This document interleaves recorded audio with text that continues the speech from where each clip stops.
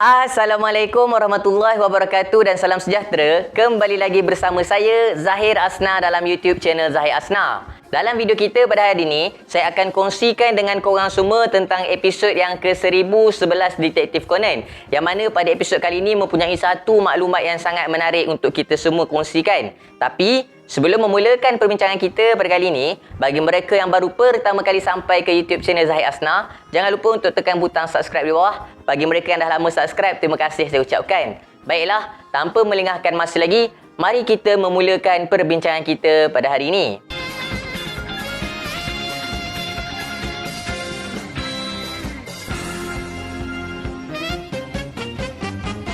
Episod yang ke-1011 kali ini bertajuk Collecting White Plants and Clovers Part 1. Yang mana dalam episod kali ini, pada permulaan episod lagi telah pun ditunjukkan kepada kita tentang kematian satu watak yang bernama Fukikoshi Toji.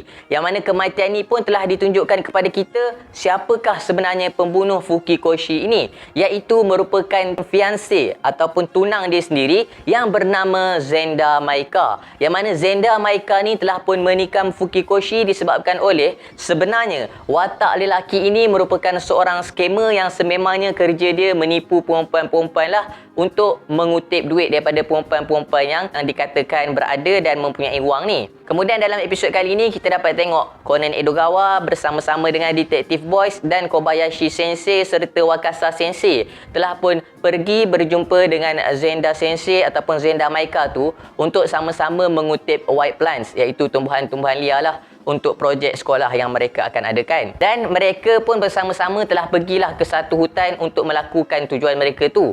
Dan setibanya di hutan tersebut, mereka telah pun turun daripada kenderaan mereka dan telah pun mengambil gambar sebagai kenang-kenangan. Dan masa mereka mengambil gambar tu, tak ada apa-apa mayat pun yang berada di situ. Kemudiannya, setelah mereka meneruskan tugasan mereka, tiba-tiba Genta berasa dahaga. So, bila Genta rasa dahaga tu, Zenda Sensei dan juga Ayumi telah pun pergi ke kereta untuk mengambil minuman. Dan alangkah terkejutnya mereka apabila ketika Zenda Sensei dan Ayumi pergi ke kereta untuk mengambil minuman, tiba-tiba satu bau yang sangat-sangat kuat aromanya telah pun datang, menyebabkan semua orang yang berada di situ dapat menghidu aroma tersebut. Dan aroma tersebut tak lain tak bukan adalah bau darah. Part ni merupakan part yang special lah dalam episod ni. Yang mana apabila Rumi Wakasa ataupun Wakasa Sensei terhidu bau darah tersebut, Rumi Wakasa secara tiba-tibanya telah pun terbayang akan Haneda Koji. Seakan-akan kenangan yang lama menjelma. Ingatanku padamu menyala-nyala. Tu lagu tu. Seakan-akan ada satu kenangan pahit antara Rumi Wakasa dan juga Haneda Koji ni apabila kita dapat tengok muka Rumi Wakasa telah pun berubah kepada muka yang seakan-akan menakutkan dan muka yang terkejut.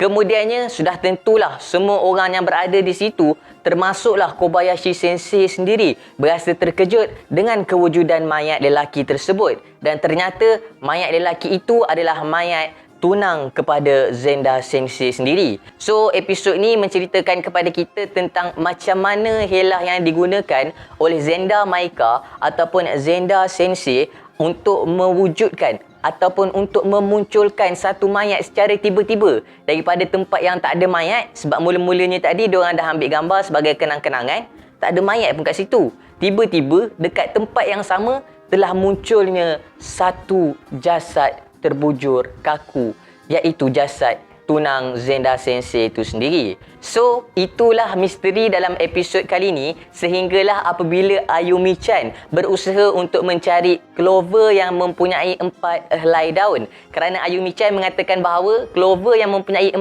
daun ini dikatakan membawa nasib baik kepada seseorang. Dan memandangkan Zenda Sensei telah pun kematian tunangnya, maka Ayumi-chan ingin memberikan clover bermata 4. Bermata 4 pula. Clover berbilah 4.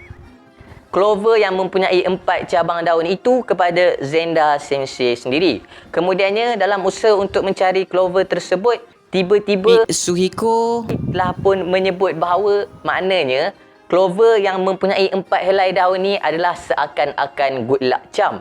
Apabila mendengarkan perkataan good luck charm itu, sekali lagi kita dapat tengok satu benda yang sangat-sangat menarik, iaitu misteri tentang kenapa tiba-tiba muka Rumi Wakasa berubah kepada muka yang takut dan terkejut sekali lagi, seperti mana dia menghidu darah tadi. Dan kali ni dia telah pun terimbau kembali tentang Haneda Koji. Dan yang menariknya pula, flashback kali ni yang diingat bukanlah seperti tadi sekadar menunjukkan muka Haneda Koji, tapi kali ni bersama-sama dengan imbauan tersebut, dia teringat juga pesanan dan kata-kata Haneda Koji, yang mana antara pesanan Haneda Koji yang Rumi Wakasa ingat adalah apabila Haneda Koji mengatakan bahawa apabila Bishop itu berada di bahagian kita ataupun di sisi kita, maka lakukanlah satu gerakan yang bijak. Kemudiannya kita dapat lihat muka terkejut Rumi Wakasa ditunjukkan sekali lagi.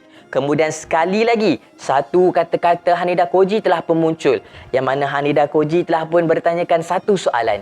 Will you still kill me regardless? Adakah engkau akan tetap membunuh aku, tak kira apa-apa pun? Kemudian setelah terimbau kembali akan kata-kata Haneda Koji itu, Rumi Wakasa terbayang akan keadaan Haneda Koji yang telah pun terbaring dalam keadaan yang berdarah, yang telah pun mati. Rumi Wakasa dalam keadaan takut dan terkejut itu terus memegang mata kanannya, dan apabila mata kanannya dipegang, dia terus tersungkur lalu melutut ke tanah dalam keadaan yang sangat-sangat ketakutan apabila teringatkan kenangan tersebut. Melihatkan keadaan Rumi Wakasa itu, Kobayashi Sensei telah pun bertanya kenapa keadaan Rumi Wakasa menjadi sedemikian rupa. Kemudian Rumi Wakasa mengatakan bahawa tak ada apa-apalah, dia hanya sekadar rasa tak sedap badan saja, dan sudah tentulah Conan Edogawa perasan perkara pelik yang telah berlaku kepada Rumi Wakasa ni. Dan Conan Edogawa sekali lagi perasan bahawa mata kanan Rumi Wakasa telah pun terkesan disebabkan oleh sesuatu perkara, sama ada rosak disebabkan oleh kemalangan ataupun sebenarnya mata kanan dia adalah buta disebabkan oleh sesuatu kejadian yang telah pun menimpa dirinya. Selain daripada Conan Edogawa, Haibara juga dilihat sedar akan keadaan Rumi Wakasa tersebut. So bermula daripada saat ini dalam episod yang ke-1011 inilah misteri tentang macam mana wujudnya mayat yang tiba-tiba muncul dalam sekelip mata tu telah pun menjadi satu misteri yang biasa-biasa sahaja. Saya rasa dah tak ramai dah orang nak tahu sangat tentang Helah tu. Yang lebih misteri dan lebih ingin kita semua tahu adalah tentang apakah sebenarnya hubungan Rumi Wakasa dengan Haneda Koji. Kenapa Rumi Wakasa sempat mendengar kata-kata terakhir daripada Haneda Koji yang bertanyakan kepada dia, adakah engkau akan membunuh aku walau apa cara sekalipun? Will still you kill me regardless? Dan kenapa Haneda Koji dapat memberi pesanan kepada Rumi Wakasa tentang Bishop yang dianggap sebagai satu lakcam ataupun tangkal azimat untuk seseorang, iaitu apabila Bishop itu menyebelahi seseorang, maka lakukanlah satu langkah yang bijak. So daripada sini boleh kita katakan bahawa Rumi Wakasa sebenarnya merupakan saksi kematian Haneda Koji, dan Rumi Wakasa adalah antara orang terakhir yang sempat melihat kematian Haneda Koji. Yalah, sebab dalam flashback itu dia teringat balik keadaan Haneda Koji yang telah pun mati tu. Cuma misterinya adalah kenapa Haneda Koji bertanya, will you still kill me regardless?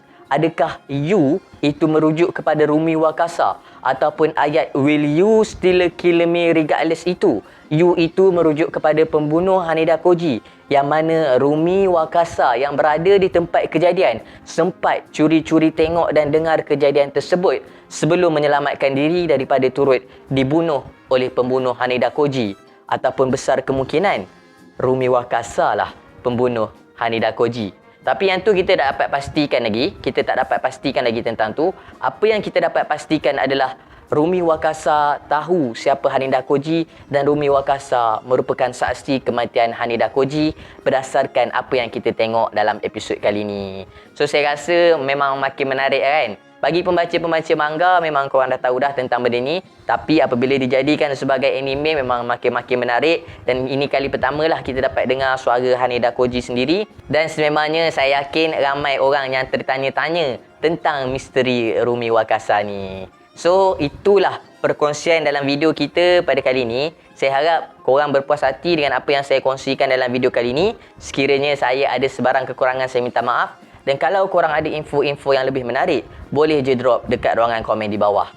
Kalau korang rasa apa sebenarnya hubungan Haneda Koji dengan Rumi Wakasa ni, kalau korang nak kongsi yang korang punya pendapat ke kan, ataupun kalau korang rasa benda-benda yang lain yang menarik yang korang nak kongsi pun, boleh je drop dekat ruangan komen di bawah. So, akhir kalam dari saya, tiada Tuhan selain Allah. Assalamualaikum warahmatullahi